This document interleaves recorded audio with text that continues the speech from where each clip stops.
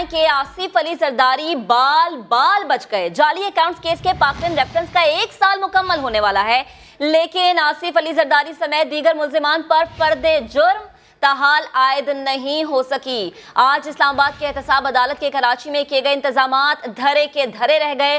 फारूक नाइक ने आखिरी लम्हे में कानूनी तुर्क का पत्ता निकाल कर कार्रवाई फिर मौखर कराने में कामयाब हो गए। साथ ही साथ आपको ये भी बताएं कि लेकिन कल मनी लॉन्ड्रिंग रेफरेंस के हवाले से अगर बात की जाए तो क्या आज होने वाला करिश्मा दोबारा हो पाएगा। आपको बताएं कि जाली अकाउंट्स के पाकलैंड रेफरेंस का आज 1 साल मुकम्मल होने वाला है, लेकिन आसिफ अली जरदारी समेत दीगर मुल्जिमान पर फर्द जुर्म ताहाल आयद ना हो सकी। आज इस्लामाबाद की एहतसाब अदालत के कराची में किए गए इंतजामात धरे रह गए। फारूक नाइक आखिरी लम्हे में कानूनी तुर्क का पत्ता निकाल कर कार्रवाई फिर मौखर कराने में कामयाब हो गए। सख्त इख्तलाफ के बावजूद नैब वाले देखते रह गए, लेकिन कल मनी लॉन्ड्रिंग रेफरेंस में भी क्या आज वाला करिश्मा दोबारा हो पाएगा। दोनों केसेस की सूरत हाल पर मजीद भी बात करेंगे। इस्लामाबाद में समा के नुमाइंदे सुहेल रशीद हमारे साथ मौजूद हैं। नेशनल बैंक को 4.25 अरब रुपए नुकसान पहुंचाने से मुतालिक 19 जुलाई 2019 से दायर पाकलैंड रेफरेंस में फिर ड्रामाई मोड़ फर्द जुर्म आयद होने का मामला एक मरतबा फिर मुअक्कर। कार्रवाई शुरू करने के लिए इस्लामाबाद की एहतसाब अदालत के कराची में किए गए डिजिटल इंतजामात भी काम न आए। जज वीडियो लिंक पर कराची में मुल्जिमान को चार्जशीट पढ़कर सुनाने ही वाले थे कि जियाले कायद के वकील ने कहा ये फर्द जुर्म आयद हो ही नहीं सकती। मामला कर्ज वापस लेने का था तो नोटिस गवर्नर स्टेट बैंक ने भेजना था। जरदारी को कोई नोटिस नहीं भेजा गया। नैब का तो ये केस बनता ही नहीं। फर्द जुर्म रोकने की तहरीरी दरख्वास्त भी दे दी। नैब की जानिब से फारूक नाइक की पुरजोर मुखालिफत। प्रोसिक्यूटर सरदार मुजफ्फर अब्बासी ने कहा फारूक नाइक की दरख्वास्त पर आज ही आधे घंटे में जवाब दे देते हैं, आज ही फर्द जुर्म आयद की जाए। वकील सफाई से तल्ख कलामी भी हो गई, जिसमें फारूक नाइक ने तंज किया कि आप होंगे बड़े वकील, मैं आधे घंटे में बहस नहीं कर सकता। इतनी जल्दी क्या है इस केस को चलाने की, और भी बड़े केस है उनको भी चलाओ। अदालत ने केस 1-2 दिन तक मुलतवी करने का कहा तो फारूक नाइक इस पर भी न माने। कसम उठाकर कह दिया 2 दिन सुप्रीम कोर्ट में होगा। इस पर अदालत ने समाअत 14 जुलाई तक मुलतवी करते हुए नैब से जवाब तलब कर लिया। दौरान समाअत बिस्तरे अदालत से वीडियो लिंक हाजिरी देने वाले आसिफ जरदारी अपने वकील फारूक नाइक से केस में पेशरफ्त और मुमकिनात की तफसीलात भी लेते रहे। तो आसिफ अली जरदारी बाल बाल बच गए। जाली अकाउंट्स केस के पाकलैंड रेफरेंस का 1 साल मुकम्मल होने वाला है, लेकिन आसिफ अली जरदारी समेत दीगर मुल्जिमान पर फर्द जुर्म ताहाल आयद ना हो सकी। आज इस्लामाबाद के एहतसाब अदालत के कराची में किए गए तमाम इंतजामात धरे के धरे रह गए।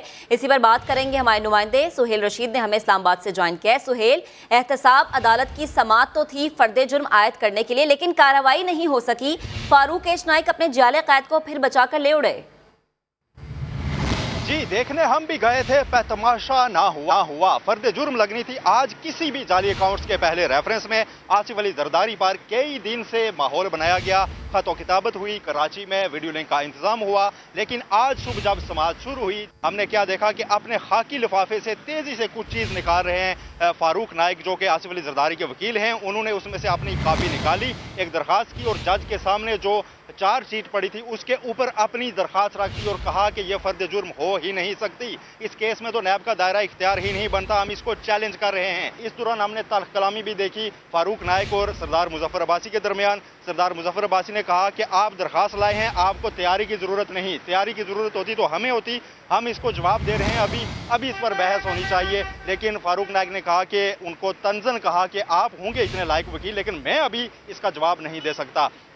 ताहम जो जज थे एहतसाब अदालत के, उन्होंने भी इस पर कुछ बरहमी का इजहार जरूर किया। उन्होंने कहा कि हमने सारा इंतजाम मुकम्मल कर लिया है, आपको अच्छी तरह पता भी था कि आज फर्द जुर्म आयद होनी है, लेकिन उसके बावजूद आप इस वक्त आखिरी लम्हात पर यह दरखास्त ला रहे हैं। लेकिन जब शरीक मुल्ज़िमान के वकला ने भी कहा कि हम इस पर आर्गूमेंट करना चाहते हैं तो अदालत के पास और कोई रास्ता नहीं था। लेकिन अब एक कल भी अहम समाअत होनी है, जो मनी लॉन्ड्रिंग केस है, जो बुनियादी रेफरेंस है इस सारे जाली अकाउंट स्कैंडल का, उसमें अहम समाअत कल होनी है। और कल फरियाल तालपुर और आसिफ अली जरदारी दोनों पर एक बार फिर फर्द जुर्म की तारीख रखी गई है, लेकिन देखना यह है कि क्या कल भी ये फर्द जुर्म आयद हो पाती है या नहीं, क्योंकि आज जो फारूक नाइक की बॉडी लैंग्वेज थी उससे ये नहीं लगता कि वो कल भी इस फर्द जुर्म को आसानी से जो है वो आयद होने देंगे, क्योंकि कल भी ऐन मुमकिन है उनकी तरफ से कोई ऐसा ही ऑब्जेक्शन सामने आ जाए। ये एक बहुत मजबूत केस है जो कल मुकर्रर है, इसमें 5 बहुत ही मजबूत वादा माफ गवाहान आसिफ अली जरदारी के खिलाफ मौजूद हैं, जिनमें एक UAE के नासिर लूथा हैं,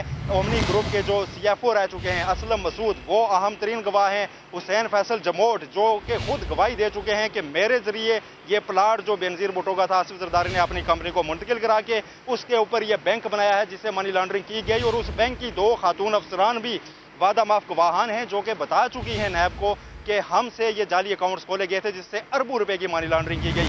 कल फिर तमाम नजरें एहतसाब अदालत पर होंगी, लेकिन आज जो सरप्राइज फारूक नाइक ने दिया है उसके बाद ऐसा इम्कान यही है कि कल भी शायद ये फर्द जुर्म आयद ना हो सके, शायद मुल्ज़मान की हाजिरी पूरी ना हो सके, शायद ये भी हो सकता है कि कोई ऐसी दरख्वास्त नहीं सामने आ जाए, क्योंकि कल फारूक नाइक के साथ लतीफ़ खोसा भी मौजूद होंगे, क्योंकि फरियाल तालपुर के वकील की हैसियत से उन्होंने पेश होना है। दोनों बड़े वकला जो हैं पीपल्स पार्टी के सियासी रहनुमा भी हैं, वो कल अदालत में मौजूद होंगे। तो ऐसे में ये एक मुश्किल मरहला जरूर लगता है नैब के लिए कि क्या कल नैब को कोई और भी ऐसा सरप्राइज़ मिलेगा, क्योंकि आखिरी लम्हे तक आज भी फारूक नाइक ने नहीं पता चलने दिया था किसी को कि क्या होने वाला है, और आखिर में उन्होंने अपनी जो है वो एक नई दरख्वास्त पेश कर दी थी। अब देखते हैं कि कल इसमें क्या नई पेशरफ्त सामने आती है। जी ठीक, सुहेल हमें अपडेट कर रहे थे, आपका बेहद शुक्रिया। आगे बढ़ते हुए आपको बताएं कि 15 अरब रुपए से जायद की मनी लॉन्ड्रिंग का इल्जाम, दर्जनों जाली अकाउंट और 5 वादा माफ गवाह एहतसाब अदालत में साबिक सदर आसिफ अली जरदारी, फरियाल तालपुर और दीगर कल पेश होंगे।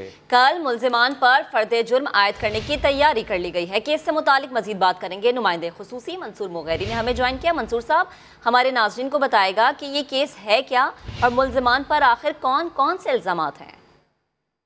जी, कल एक और केस एहतसाब अदालत में होना है जिसमें आसिफ अली जरदारी, फरियाल तालपुर, अनवर मजीद, AG मजीद, हुसैन लवाई और दीगर मुल्ज़मान शामिल हैं, जिन पर इल्ज़ाम है कि उन्होंने गरीबों के नाम पर जाली अकाउंट्स खोले, अरबों रुपए की मनी लॉन्ड्रिंग की है। तो कल के केस में फ़र्द जुर्म आयद करने की भरपूर तैयारी कर ली गई है।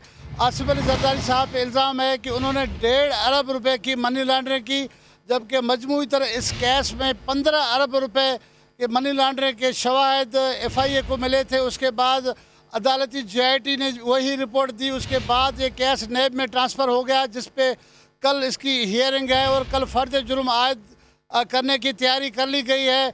इसमें इस केस में सैकड़ों जाली अकाउंट्स खोले गए और अरबों रुपए के गरीबों के नाम से जाली अकाउंट्स खोले, जो समा ने बताया था अपने नाजरीन को, कभी रक्शे वाले के नाम से तो कभी फालूदे वाले के नाम पे अरबों रुपए निकल आए थे, और छोटे जो मुलाजमीन थे ओमनी ग्रुप के उस पर भी अरबों रुपए निकल आए थे। तो कल इस केस की समाअत है और फर्द जुर्म आयद करने की तैयारी है। जी, इसके लिए आपका शुक्रिया।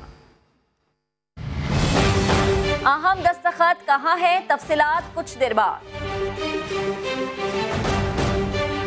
अब आपको बताते हैं, बरसों बाद बिलाखिर सिंध हुकूमत ने 3 बड़े केसेस की ज्वाइंट इन्वेस्टिगेशन रिपोर्ट्स पब्लिक कर दी। पाकिस्तान के 9/11 सानह बल्दिया की तफ्तीश खराब करने में पुलिस को भी जिम्मेदार ठहराया गया। लियारी गैंग के सरगना उज़ैर बलोच की जानिब से कत्ले आम में भी पुलिस की मावनत का इंकशाफ हुआ है। 250 से ज्यादा जिंदगियों को आग में झोंक दिया गया। ये कोई हादसा नहीं बल्कि मुनज़्ज़म दहशतगर्दी थी, जिसके ताने बाने भत्ताखोरों से मिलते हैं। JIT रिपोर्ट के मुताबिक भत्ताखोरों को ताल्लुक MKM रहनुमा हम्माद सिद्दीकी रहमान भोला से जोड़ा गया। 20 करोड़ रुपए भत्ता न देने पर गारमेंट्स फैक्ट्री को ही जला दिया गया। JIT रिपोर्ट में वाकये की तफ्तीश को जानबूझकर खराब करने में पुलिस को जिम्मेदार ठहराया गया। लियारी गैंग के सरगना उज़ैर बलोच के कत्लेआम में भी पुलिस की मावनत का इंकशाफ किया गया। JIT रिपोर्ट के मुताबिक बाप के कत्ल का बदला लेने के लिए अरशद पप्पू को कत्ल करने में कई पुलिस इंस्पेक्टर्स उज़ैर बलोच के बाजू बने। शेरशाह कबाड़ी मार्केट में कत्लो गारतगरी भी जब्बार लंगड़ा ने उज़ैर बलोच के हुक्म पर की। 11 लोगों को सिर्फ इसलिए मौत के घाट उतार दिया गया क्योंकि कबाड़ी मार्केट से भत्ता मुखालिफ सियासी जमातों को दिया गया था। रिपोर्ट के मुताबिक उज़ैर बलोच ने खुद PP के कारकुनों की टारगेट किलिंग का भी एतराफ किया। 2010 में बाबा लाडला और जब्बार लंगड़ा के जरिए रज़ाक कमांडो के भाई को भी कत्ल कराया। निसार मोराई की JIT रिपोर्ट एक तो ताखीर से आई। सोने पे सुहागा ये कि महकमा दाखिला की वेबसाइट पर लगाई गई निसार मोराई की JIT में रेंजर्स और MI के दस्तखत नहीं थे। क्या वजह है और रिपोर्ट में पीपल्स पार्टी की कौन कौन सी नामवर शख्सियात का जिक्र है, जान लेते हैं समा के नुमाइंदे संजय साधवानी से। निसार मोराई की जो JIT है उसमें 2 अहम इदारे जिसमें पाक रेंजर्स और MI शामिल है, उनके दस्तखत भी इस JIT रिपोर्ट में नहीं है। इसके अलावा इस JIT में पाकिस्तान पीपल्स पार्टी की क़यादत का जिक्र भी नहीं है। आसिफ अली जरदारी, फरियाल तारपुर या शर्जील मेमन, निसार मोराई की JIT में उनका कहीं नाम नहीं है। सारी जो मलबा है वो साबिक सूबाई वजीर जुल्फ़िकार मिर्ज़ा पर डाल दिया गया है। इस JIT रिपोर्ट के मुताबिक जुल्फ़िकार मिर्ज़ा निसार मोराई को असला गिफ्ट करते रहे। निसार मोराई को जुल्फ़िकार मिर्ज़ा ने लैंड ग्रैबिंग में सपोर्ट की और एक दूसरे को असला गिफ्ट करते रहे। निसार मोराई की JIT के मुताबिक जुल्फ़िकार मिर्ज़ा MQM हकीकी के चेयरमैन आफाक अहमद को 25-25 लाख रुपए 2 मरतबा दे चुके हैं। ये 6 इदारों ने रिपोर्ट तैयार की थी, जिसमें ISI, CID, स्पेशल ब्रांच, उन इदारों के अफसरान के दस्तखत भी हैं और नाम भी लिखे हुए हैं कि जो अफसरान इस JIT में शामिल थे। मगर ये 2 इदारे अहम हैं, ना इनके अफसरान का कहीं जिक्र है, ना ही इनके अफसरान के जो रिपोर्ट तैयार की गई है महकमा दाखिला की वेबसाइट पर लगाई गई है उन पर उनके दस्तखत हैं। तो इससे इस रिपोर्ट पर कई सवाल उठ गए हैं। अपडेट्स के लिए शुक्रिया संजय। तो सवाल ये कि क्या वेबसाइट पर डाली जाने वाली निसार मुराई की JIT मुकम्मल है? अली जैदी ने जो JIT रिपोर्ट दिखाई उसमें 18 सफ़ात थे, जबकि सिंध हुकूमत की तरफ से वेबसाइट पर जारी की गई JIT सिर्फ 9 सफ़ात पर मुश्तमिल है। माजरा क्या है, बात करेंगे समा के senior anchor person Moeez Jafri हमें ज्वाइन कर चुके हैं। मोइस साहब बेहद शुक्रिया। कहिएगा जो JIT जिसका जिक्र कर रहे थे अली जैदी, उनके सफ़ात और आज जो आई वेबसाइट पर उसके सफ़ात में भी डिफरेंस है। फिर ये कि उसमें जो दिया गया है सारा डेटा, सारी इंफॉर्मेशन वो भी अलग अलग है। क्या लग रहा है आपको, इस डिफरेंस की क्या वजह है? देखिए, बहुत शुक्रिया आपने मुझे अपॉर्चुनिटी दी। देखिए, अली जैदी साहब की 18 सफ़ात वाली JIT थी या फिर 20 या 25, इसका हम कॉन्फर्मेशन से नहीं कह सकते, लेकिन ये ज़रूर कह सकते हैं कि अली जैदी साहब ने जो पार्लियामान में खड़े होकर इंकशाफात किए थे उसकी सारी मतन जो है वो एक 18 पेज वर्जन में है। उन इंकशाफात में जो सबसे संगीन इल्ज़ामात निसार मुराई के ऊपर लगाए जाते हैं, वो शुरुआत उनके खिलाफ इल्ज़ामात की ये है कि उन्होंने 3 कत्ल किए। तो वो जो 18 पेज JIT है उस पर मैं थोड़ी देर में आता हूँ। सिंध गवर्नमेंट ने जो अपनी होम वेबसाइट पे JIT नशर की है उसके अंदर तमाम वो बंदूकों की डिटेल्स हैं जो 18 पेज JIT में है, तमाम वो घरों की, प्लॉटों की, पैसों की तफसीलात हैं जो 18 पेज JIT में है। जुल्फ़िकार मिर्ज़ा की जहाँ तक सवाल है, जुल्फ़िकार मिर्ज़ा के साथ मुरई का जितना ताल्लुक चीदा आप लिख सकते हैं वो तमाम लिखा हुआ है इन 9 पेजेस में, बल्कि अक्सरियत इन पेजेस की डेडिकेटेड ही उसको है। तमाम भत्ते की डिटेल्स हैं जो 18 पेज में है, तमाम इलीगल कॉन्ट्रैक्टिंग की डिटेल्स हैं, तमाम रिश्वत देना और लेना की डिटेल्स हैं जो 18 पेज में है।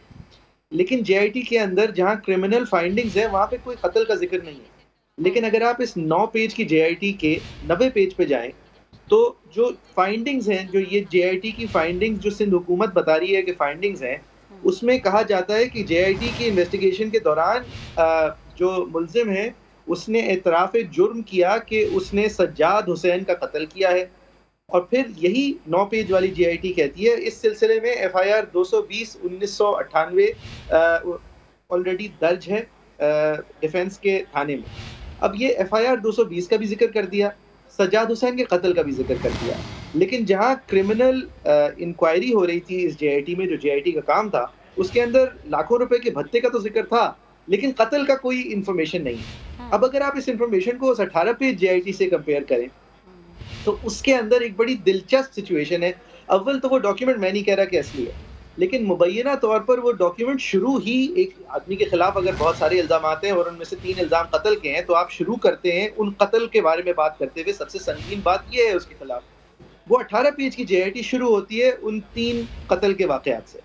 वो 3 जुड़े हुए इस तरह हैं कि निसार मुरई साहब अलेजिडली उन तीनों कत्ल के इंसिडेंट्स में 18 पेज की JIT कहती है उन्होंने वो कत्ल किए जुल्फ़िकार मिर्ज़ा के कहने पर, और वो 18 पेज की JIT कहती है, अगर वो JIT है, वो 18 पेज की डॉक्यूमेंट कहती है कि वो कत्ल हुए आसिफ जरदारी के हुक्म पर। अब ये 18 पेज की JIT के अंदर सज्जाद हुसैन का जो कत्ल है उसके अंदर मुरई और एक और इब्राहिम चाचड़ इन्वॉल्व, मोहम्मद खान चाचड़ इन्वॉल्व है, और यही 2 लोग लाहौर हाई कोर्ट के एक वकील साहब जिनका नाम है इमरान अजीज, और उनके कोर्ट क्लर्क को इंजर करने का इल्ज़ाम है इमरान अजीज के कत्ल का। लाहौर हाई कोर्ट के ये वकील थे, एक्स चीफ जस्टिस के बेटे थे। ये चाचड़ जो है, ये 18 पेज की JIT कहती है कि ये चाचड़ अरेस्ट हुआ और उसने फिर इंकशाफ किया कि इमरान अजीज का कत्ल भी उसने किया था और सज्जाद हुसैन के कत्ल में भी वो मुलव्विस था, और फिर उसने इंकशाफ किया कि उसने वो कत्ल कैसे किया। सज्जाद हुसैन साहब का कत्ल उनकी मार्गला के ऊपर गोलियां चला के हुआ। जब ये बात इस 18 पेज की JIT के मुताबिक निसार मुरई के सामने रखी गई तो निसार मुरई ने इस बात को माना, इसका एतराफ़ किया कि ये कत्ल ऐसे ही हुआ था, और मुबैना तौर पर इसी तरह एतराफ़ किया कि जुल्फ़िकार मिर्ज़ा के हुक्म पे हुआ था। और जो मोटिव उसमें बताया गया एलिजिडली वो ये कि आसिफ अली जरदारी साहब के खिलाफ ये सज्जाद हुसैन अप्रूवर बनने जा रहा था। लिहाजा ये तीनों कत्ल के अंदर, अब ये मैं नहीं कह रहा ये सच है, ये 18 पेज की जो डॉक्यूमेंट है जिसको सिंध गवर्नमेंट रद्द करती है और इनएक्यूरेट कहती है, जिसको अली जैदी साहब ने फ्लोर ऑफ द पार्लियामेंट पे साइट किया है, वो ये कहती है कि ये तीनों कत्ल में आसिफ अली जरदारी का इंटरेस्ट था। उस इंटरेस्ट के ऊपर, क्योंकि वो उस वक्त जेल कस्टडी में हुआ करते थे, तो उनके इन्फोर्सर जुल्फ़िकार मिर्ज़ा साहब थे, और जुल्फ़िकार मिर्ज़ा के इन्फोर्सर होने में 3 कत्ल के अंदर नासिर मुरई मुलव्विस थे, उनमें से 2 में ये चाचड़ मुलव्विस था, और उन 2 का इंकशाफ चाचड़ ने किया है। अब ये वाज़ेह रहे कि इन इल्ज़ामात में जुल्फ़िकार मिर्ज़ा साहब बरी हुए हैं, दीगर लोग अक्विट हुए हैं, लेकिन ये JIT रिपोर्ट के अंदर 1998 की FIR के हवाले से जो 18 पेज JIT है, जो कि सिंध हुकूमत के मुताबिक जाली है, उसके अंदर निसार मुरई ये मान रहा है कि उसने वो कत्ल किया, वो कत्ल का इंतज़ाम जुल्फ़िकार मिर्ज़ा ने किया, वो इंतज़ाम की नीयत आसिफ अली जरदारी साहब के हुक्म के बाद बनी। ये दैट इज़ द स्टोरी। अब अगर ये 9 पेज की JIT मुकम्मल है तो ये बंदूकों की लिस्टें तो कर रही है, प्रॉपर्टीज की लिस्टें तो कर रही है, कर्जों की लिस्टें तो कर रही है, इस बंदे ने 10 लाख रुपए माहवार कहाँ से बनाए, 45 लाख रुपए का भत्ता कहाँ लगाया, आगे पैसे कैसे दिए, ये तो कर रही है, लेकिन डिटेल में कर रही है। लेकिन जो यही 9 पेज की JIT एतराफ करती है कि इसने FIR 220 ऑफ 1998 को माना, ना ये JIT FIR 220 का मतन सामने रखती है, जिससे ये जाहिर हो जाएगा कि इल्जामात जो हैं चाचड़ की कन्फेशन के बाद उस FIR में नामजद आसिफ अली जरदारी साहब भी हुए, फिर बाद में जाके वो उसके अंदर कन्विक्ट नहीं हुए, लेकिन नामजद हुए। लिहाजा ये FIR की डिटेल क्यों मिसिंग है, इस हवाले से मुरई ने एग्जैक्टली क्या कहा, वो क्रिमिनल डिटेल्स में से क्यों मिसिंग है, और अगर ऐसा है तो फिर उसको महज एक फाइंडिंग का आखिरी नुक्ता क्यों छोड़ा। ठीक मोई साहब, इसके साथ साथ बहुत सारी पीपल्स पार्टी की आला क़यादत के नाम भी मिसिंग है, जिसमें फरियाल तालपुर साहिबा का नाम भी ज़ेर बहस था। बेहद शुक्रिया आपका। सिंध हुकूमत ने JIT रिपोर्ट पीर को पब्लिक करने का ऐलान किया था। लोग सुबह से रिपोर्ट का इंतजार करते रहे, जो शाम ढले खत्म हुआ। रिपोर्ट्स अपलोड होते ही महकमा दाखिला सिंध की वेबसाइट मुअत्तल हो गई। विफाकी वजीर अली जैदी और शहबाज गिल ने ताखीर और सर्वर डाउन होने पर तंज किया। अली जैदी ने लिखा, कल वो प्रेस कॉन्फ्रेंस में मजीद अहम इंकशाफात सामने लाएंगे, गेम ऑन है। इंतहा हो गई इंतजार की। पीपल्स पार्टी ने पीर को JIT की रिपोर्टें पब्लिक करने का कहा था। पीर की रोज 3 JIT रिपोर्ट्स हम पब्लिक कर रहे हैं। लोग सुबह से ही बार बार महकमा दाखिला सिंध की वेबसाइट का रुख करते रहे, मगर वहाँ तो सन्नाटा छाया हुआ था। विफाकी वजीर अली जैदी ने दोपहर को ट्वीट किया कि हम अभी तक इंतजार कर रहे हैं। खुदा करके शाम 5:30 बजे के करीब उज़ैर बलोच और सानह बल्दिया की JIT रिपोर्ट अपलोड की गई, मगर इसके साथ ही महकमा दाखिला सिंध की वेबसाइट बैठ गई। अली जैदी ने फिर तंज किया और कहा कि हमारा इंतजार बरकरार है। वज़ीर आज़म के तर्जुमान शहबाज गिल ने लिखा, ये ताकत और हौसला सिर्फ इमरान खान में है कि हर इंक्वायरी रिपोर्ट बिला ताखीर पब्लिक की जाती है और कानून के मुताबिक एक्शन होता है, कभी सर्वर डाउन नहीं होता।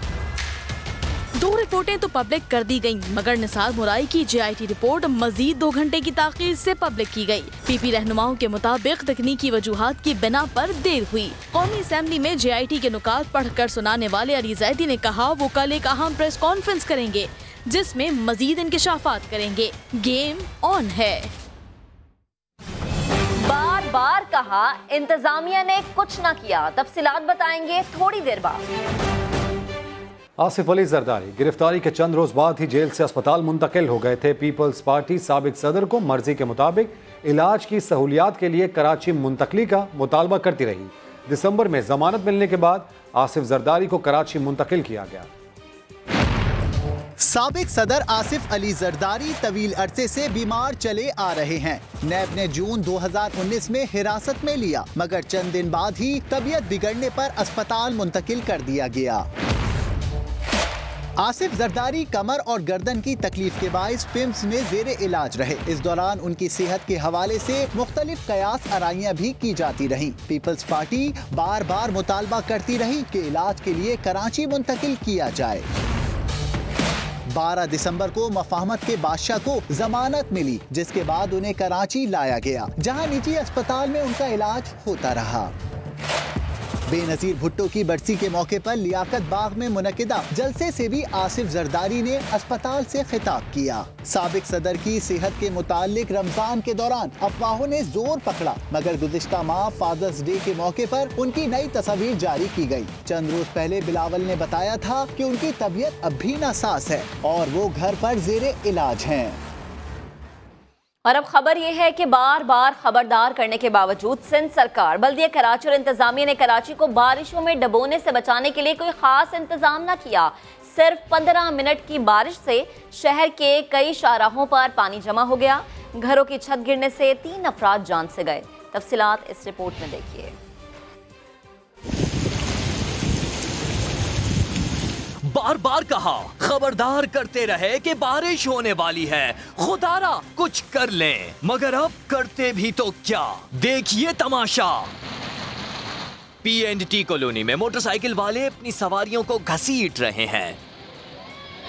केडीए का हाल देखिए, माजी की तरह इस बार भी ये चौरंगी डूब गई, क्योंकि सिंध सरकार और कराची इंतजामिया इस बार भी नॉर्थ नाजिमाबाद के नालों से कचरा साफ ना कर सके। पुल के नीचे मेरी गाड़ी बंद हो गई है, बिल्कुल कोई इंतजामिया साथ नहीं देती किसी का भी। वही हाल है, कोई भी इनके अंदर कोई भी ना इंसानियत है ना कुछ भी है।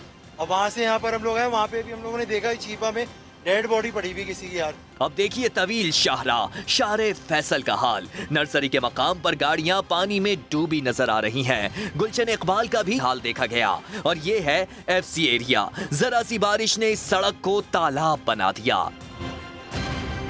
यही नहीं कि इलेक्ट्रिक के पोल भी बारिश को बर्दाश्त न कर सके। शाहराए फैसल पर एफटीसी बिल्डिंग पर लगे साइन बोर्ड का कवर गिर गया। शाहराहों पर पानी जमा हुआ तो आया चुंदरीकर रोड, सदर, शाह फैसल, लियाकताबाद समेत दीगर मकामात पर ट्रैफिक जैम रहा। कई जगहों पर एम्बुलेंसेस फंसी रहीं। कोई इदारा ऐसा नहीं है कि कोई कहीं पे पानी जो भरा हुआ है, आप आगे चले हैं डीजे कॉलेज के बाद वहाँ भी पानी भरा हुआ है, शाइन कॉम्प्लेक्स पे चले हैं वहाँ भी पानी भरा हुआ है। गंदगी फैल गई है, बारिश तो ये गंदगी फैल गई है। उधर इब्राहिम हैदरी और लियाकताबाद में घरों की छत गिरने से 3 अफराद जाँ बहक हो गए। कराची का ये हाल, यानी कम बारिश हुई और ज्यादा पानी आ गया। बिलावल का फॉर्मूला उनकी अपनी ही सिंध सरकार की नाअहली से गलत साबित हुआ। बारिश आता है तो पानी आता है, जब ज्यादा बारिश आता है तो ज्यादा पानी आता है। कराची में बादल के बरसे के इलेक्ट्रिक के 15 से ज्यादा फीडर स्ट्रिप कर गए। मुख्तलिफ इलाकों से बिजली गायब हो गई। पाक कॉलोनी और कुरंगी में पीएमटीज में धमाकों से रिहायशी सहम गए। उधर बारिश के दौरान लियाकताबाद में के इलेक्ट्रिक का पोल ही गिर गया।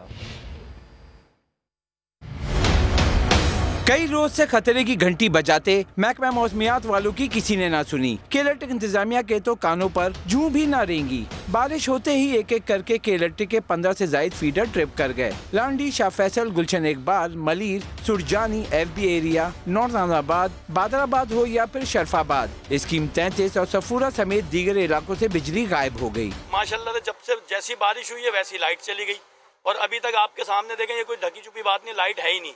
जिस इलाके में आप खड़े हैं यहाँ कम से कम मेरे ख्याल जब से बारिश शुरू हुई है उसके बाद से लाइट नहीं है। बारिश तो हुई है, बहुत ये खुशाइन चीज़ है यार। हो सकता है इससे मौसम और हमारा खुल जाए, गर्मी की शिद्दत में कमी आ जाए, लेकिन उसके साथ साथ एक सबसे बड़ा मसला ये है कि लोड शेडिंग का है। तूफानी बारिश के बाद पाक कॉलोनी और कोरंगी में के इलेक्ट्रिक के पीएमटी में धमाकों से इलाके गूंज उठे। यही नहीं, के इलेक्ट्रिक के पोल भी बारिश को बर्दाश्त ना कर सके। लियाकताबाद में बिजली का पोल गिरा तो सड़क पर गाड़ियों की लंबी कतारें लग गईं। अशरफ खान, समा, कराची। कराची वालों तैयार रहो, कल और परसों भी तेज बारिश होगी। महकमा मौसमियात ने पेशगोई कर दी। डायरेक्टर जनरल सरदार सरफराज कहते हैं कराची के जनूब, बदीन और ठट्टा में बारिश का सिस्टम मौजूद है। नशेबी इलाकों में अर्बन फ्लडिंग के खदशात मौजूद हैं। जी देखिए, ये सिस्टम कराची के जनूब और जनूब मशरक में मौजूद है, यानी आपके बदीन और ठट्ठा के एंड नीचे जनूब में मौजूद है इस वक्त, जो कि पिछले 3-4 दिन से इंडियन गुजरात और अरेबियन सी वगैरह पे प्रिवेल कर रहा था। तो इसको यहाँ से पास होने में दो दिन लगेंगे मजीद। तो कल का दिन भी है और परसों दोपहर या शाम में जाके ये क्लियर होगा, तो तब तक रहेगी ये बारिश ऑन एंड ऑफ।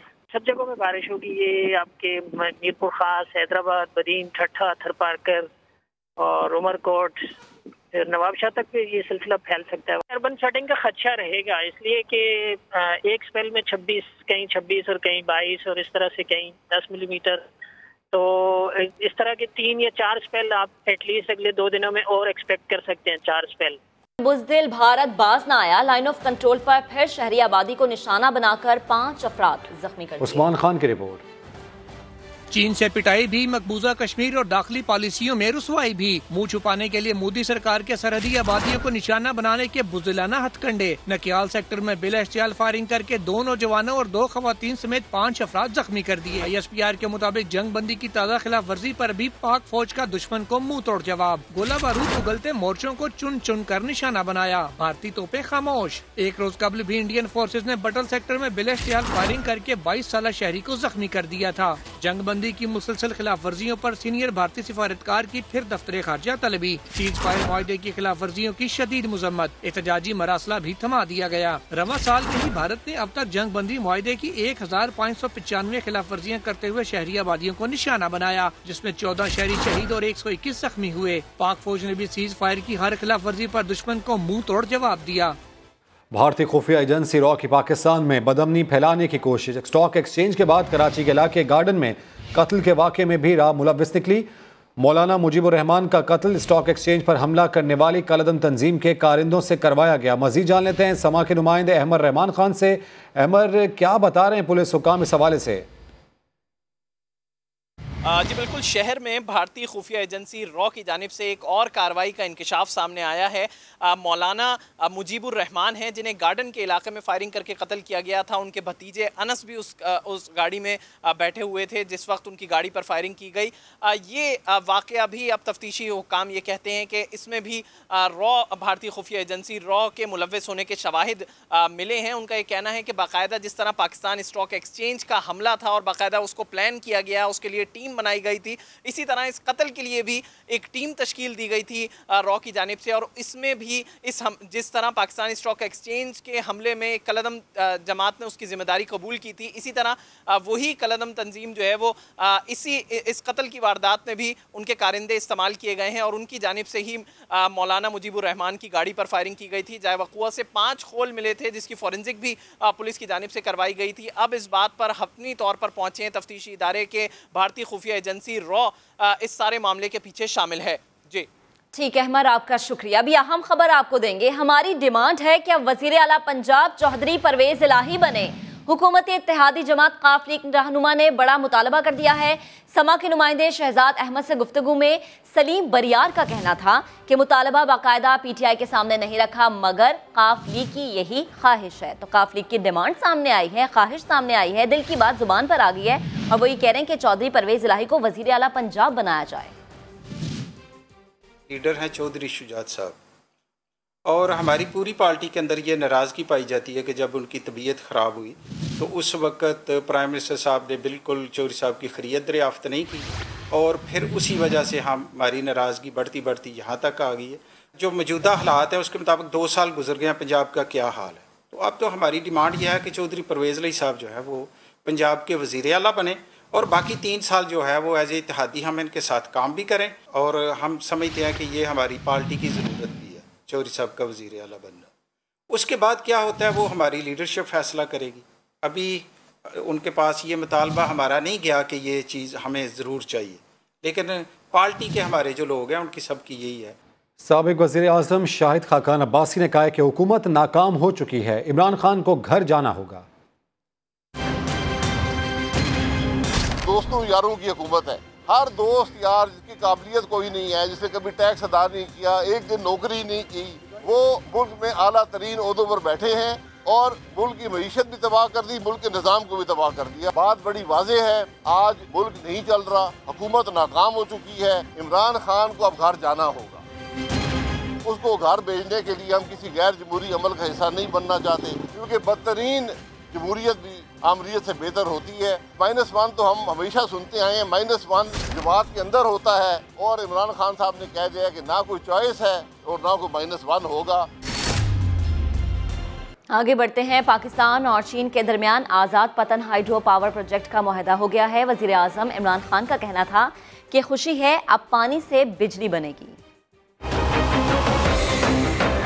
अवाम के लिए अच्छी खबर, हुकूमत सस्ती और माहौल दोस्त बिजली फराहम करने के लिए कोशा। पाकिस्तान और चीन के दरमियान CPEC में शामिल दूसरे मंसूबे का मुआहिदा तय पा गया। आजाद पतन हाइड्रो पावर प्रोजेक्ट के 1800 मेगावाट सस्ती बिजली के मुआहिदों पर दस्तखत कर दिए गए। दरियाए जहलम पर बनने वाले प्रोजेक्ट पर 700.7 मेगावाट मंसूबा तामीर किया जाएगा, जिस पर चीन $1.5 अरब की सरमायाकारी करेगा। कर्जे हमें पता है, हमने कर्जे लेके पावर प्रोजेक्ट्स बनाए हैं और उनका बड़ी भारी कीमत देनी पड़ती है मुल्क को। तो ये एक इन्वेस्टमेंट आई है, इससे इंशाल्लाह यानी बोझ नहीं पड़ेगा बल्कि मुल्क को फायदा है इन्वेस्टमेंट का। Chairman CPEC authority Asim Salim Bajwa ने ब्रीफिंग देते हुए कहा, मंसूबे से 8000 मुलाजमतों के मौके पैदा होंगे। कोहाला हाइड्रल पावर प्रोजेक्ट का इफ्तिदा गुज़िश्ता जुम्मे को किया गया था। अब क्लीन और ग्रीन पाकिस्तान का ख्वाब शर्मिंदा ताबीर होगा। चमन से आपको खबर दें, जहां वाटर टैंक की सफाई के दौरान जहरीली गैस से 7 अफराद जांबक हो गए। 6 अफराद का ताल्लुक एक ही खानदान से है। सईद अचकजई रिपोर्ट करेंगे। चमन में पानी के टैंक की सफाई के लिए उतरने वाले 7 अफराद लुकमे अजल बन गए। पुलिस के मुताबिक ट्रंच रोड बाजार में वाक़े आटे की दुकान के अंदर मौजूद टैंक की बहुत अरसा से सफाई नहीं की गई थी। दुकान के मालिक समेत यके बाद दीगरे 7 अफराद उतरे तो वापस ना निकल सके। MS के मुताबिक लोगों की अमवात जहरीली गैस के बाइस हुई। ये कार्बन मोनोऑक्साइड गैस वहाँ पे भरी हुई है, क्योंकि ये गंदे पानी और ये बहुत नीचे भी गिरा हुआ भी है, तो वहाँ पे इस वजह से ये कार्बन मोनोऑक्साइड की पॉइजनिंग की वजह से ये सारे वहाँ पे एक्सपायर हो। ड्यूटी पर मौजूद ट्रैफिक एहलकार का कहना था कि उसने न सिर्फ पुलिस को इत्तला दी बल्कि लाशों को निकालने में मदद भी की। जब उसका एक सेठ उतर गया, सेठ भी उसी तालाब में लापता हो गया, फिर सेठ का कोई बच्चा बाप के पीछे उतर गया, वो लापता हो गया, फिर दूसरा वो उसका भाई उतरे हुए थे, लोगों को रस्सी के साथ बाहर निकाल दिया बहुत मुश्किलात के साथ। तालाब के टंकी का सर भी बहुत छोटा था। जहाँ बहक होने वाले अफराद की लाशें पोस्टमार्टम के बाद वर्सा के हवाले कर दी गई। सईद अचकजई, समा, चमन।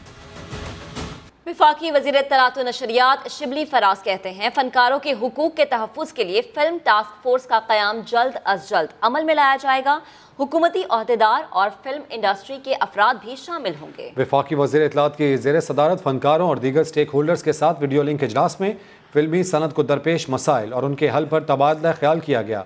शिबली फराज ने काम की रॉयल्टी को फनकारों का हक करार देते हुए कहा कि कॉपीराइट्स के तहफ़्फ़ुज़ को यकीनी बनाने के लिए अमली इक़दाम करेंगे। इजलास में सेक्रेटरी इत्तलात Akbal Durrani, director general electronic media Imran Wazir, Daniyal Gilani और दीगर सीनियर अफसरान ने भी शिरकत की। न्यूज़ स्टूडियो से अब तक के लिए इतना ही। एक ब्रेक के बाद हाजिर होंगे हेडलाइंस के साथ। आप देखते रहिए समा।